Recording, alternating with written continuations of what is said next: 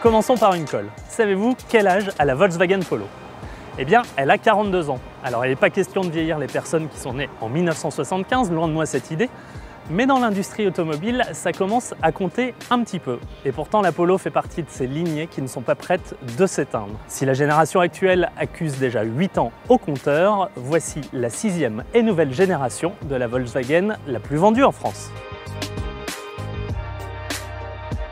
Ça ne se voit peut-être pas au premier coup d'œil, mais cette Polo est 100% nouvelle. Avec sa plateforme partagée avec sa cousine, la Seat Ibiza, elle affiche des dimensions en hausse. 8 cm de plus de long, 7 cm de plus de large.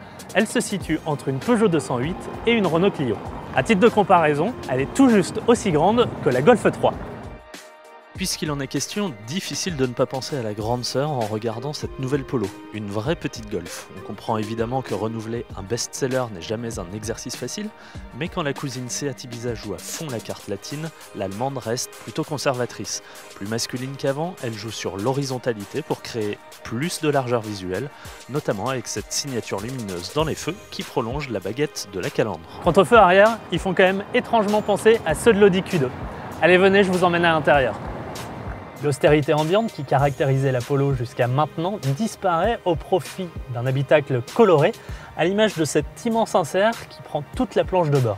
Là aussi, la Golf sert de référence et c'est tant mieux. La qualité de finition ici est très bonne et surtout on retrouve des équipements qu'on trouve d'habitude sur les segments supérieurs. À l'image de l'Active Info Display, cet écran qui remplace les compteurs traditionnels derrière le volant, on retrouve également ce grand écran tactile qui, selon les versions, peut aller jusqu'à 8 pouces. Enfin, détail sympa que j'ai trouvé sur cette Polo, c'est le système Beats Audio. On retrouve le logo sur les sièges, mais surtout des haut-parleurs de 300 watts. Exclusivement proposée en 5 portes, la nouvelle Polo fait beaucoup mieux que son aînée en habitabilité, notamment grâce à cet empattement qui grandit de 10 cm et permet d'être très bien à l'arrière de cette Polo, au niveau des jambes comme de la garde au toit.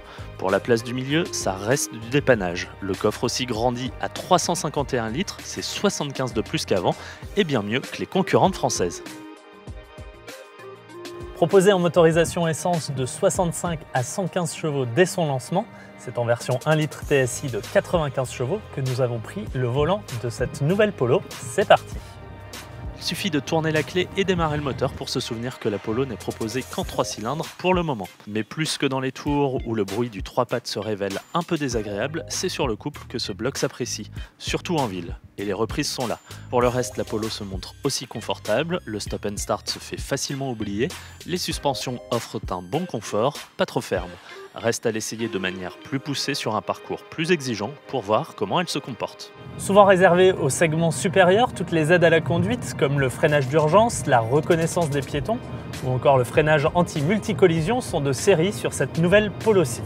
Au final, Volkswagen renouvelle sa Polo de la meilleure des manières, presque un sans faute, une voiture très polyvalente et très probablement la nouvelle référence du segment. D'autant que le rapport prix-équipement à partir de 15 750 € pour le 1 litre TSI de 95 chevaux reste bien placé.